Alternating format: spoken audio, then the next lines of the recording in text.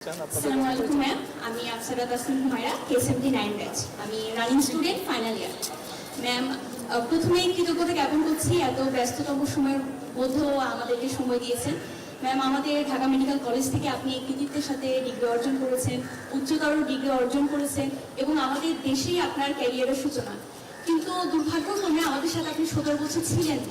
Ma'am, আমরা এও জানতে পেরেছি যে বিভিন্ন জাতীয় এবং আন্তর্জাতিক ক্রান্তি লগ্নে স্বাস্থ্যসেবা, যেমন আমাদের বন্যার্তদের চিকিৎসা কর্মীদের যে আপনি প্রয়োজনীয় দিক নির্দেশনা দিয়েছেন, এবং ফিলিস্তিনি যে ক্রাইসিস ছিল ম্যাম, ওখানে আপনার দিক নির্দেশনা সম্পর্কে আমরা জানতে পেরেছি। তো ম্যাম, 17 বছরের বঞ্চনার পর আপনি ফার্স্ট লেডি হিসেবে আমাদের বাংলাদেশে পদার্পণ করেছেন। ম্যাম, এই নিয়ে আপনার অনুভূতিটা জানতে চাচ্ছিলাম। ধন্যবাদ।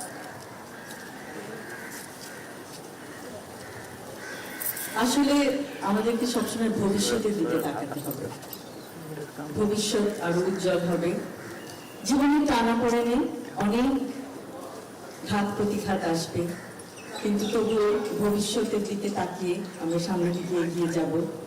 এবং যদি আমরা বিভিন্ন রকমের ক্ষোভ চিন্তা মনের মধ্যে রেখে দেই, তখন নিজেরাই কিন্তু আরো এগোতে পারবো না। এজন্য ওগুলো পিছনে ফেলে সামনের দিকে এগিয়ে যেতে হবে, উজ্জ্বল ভবিষ্যতের দিকে।